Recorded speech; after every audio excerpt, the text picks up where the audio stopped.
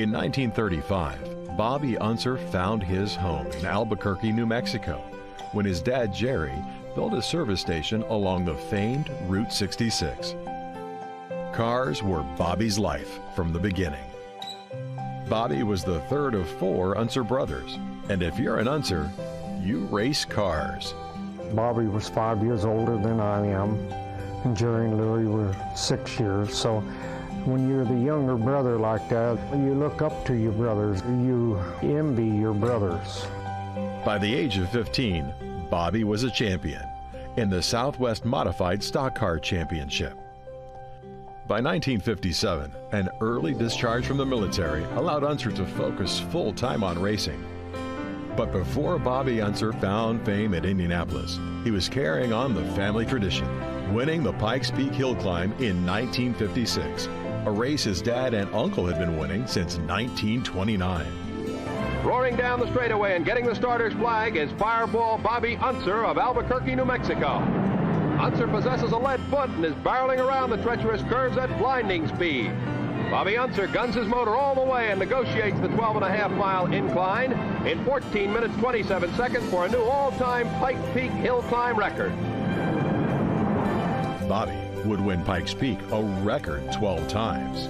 Always being asked, who's the better driver, Uncle Bobby or Dad?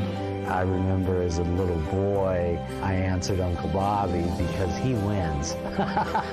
Pikes Peak Hill Climb was the catalyst for everything in my life. I had to race here in Albuquerque to be good enough to go up there. I had to study it all my life. I became a fanatic about it. I knew that I would achieve at Pikes Peak. But it is racing at Indy for which the Unsers are best known. Bobby Unser made the 500 in 1963 and 64, proving his mettle with the fickle but powerful Novi engine. His maiden IndyCar win came at Mosport, Canada in 1967 and led to 5 more wins in 1968, including Unser's first Indy 500 victory and the USAC National Championship. Unser wins with a new speed record. I just can't believe it. I didn't ever think something this nice could ever happen to me, but it has, and I just can't tell people how happy I am. To see him come in the winner's circle, it was just the greatest feeling I could ever have, because he was my brother. So, you know, to be able to see him win a race, and especially in Indianapolis, was fantastic.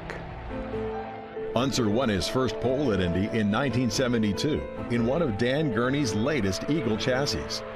It featured the groundbreaking Gurney flap, developed by Gurney and Unser. Unser shattered the existing qualifying speed record by over 17 miles per hour. Another track record for the old Tonight Eagles, and it's still going up.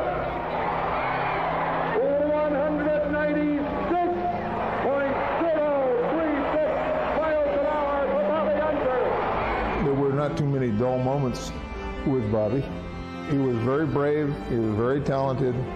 Even when we had a pretty dominant car with a lot of power and everything, he was still asking for more. Another national championship came in 1974, followed by a second Indianapolis 500 win a year later, again in one of Gurney's Eagle chassis. There's your winner, car number 48. Bobby Unser wins on a driving rainstorm here at Indianapolis. But Unser was not finished. After a move to Penske Racing in 1979 and 2 strong championship runner-up seasons for the captain, Bobby Unser won his third Indy 500 in 1981, this time from the pole. Bobby Unser is the winner. I have the nicest car, the best car, and the best team, and damn sure the best car owner in the business. He could take a car that was average and win a race. We regarded him as a world-class race driver and a good friend. He is someone that gave us a lot of support and notoriety as a winner in our cars. He was the 5th driver to earn 3 Indy 500 wins. It was Bobby Unser's final IndyCar victory. At the end of the season, Bobby Unser stepped away from an IndyCar cockpit for the final time. Bobby Unser was a fierce competitor. If I ever thought I had somebody I had to beat, it was Bobby Unser. He was Bobby. Bobby was a good race driver. when you beat him, you beat somebody. Very good. I mean, all around, great with chassis. Good guy to be around with, fun. Racing needs people like Bobby. Bobby, we call him the preacher. He's a great friend of mine. We've always been friends. He's into everything. I mean, he knows everything. And when you get around him and you start talking racing, nobody else can tell their story. Bobby's going to tell his first.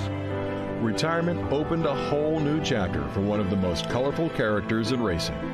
From broadcasting with ABC, ESPN, and NBC, to a Bonneville Salt Flats land speed record, to flying airplanes and snowmobile excursions, Bobby Unser's sense of adventure never waned. He's a tremendous guy. I love him like a brother. Bobby had a tremendous talent. He was fast. He was good technically. Was a competitor to be reckoned with every time you went on the track. They broke the mold when they made Bobby Unser.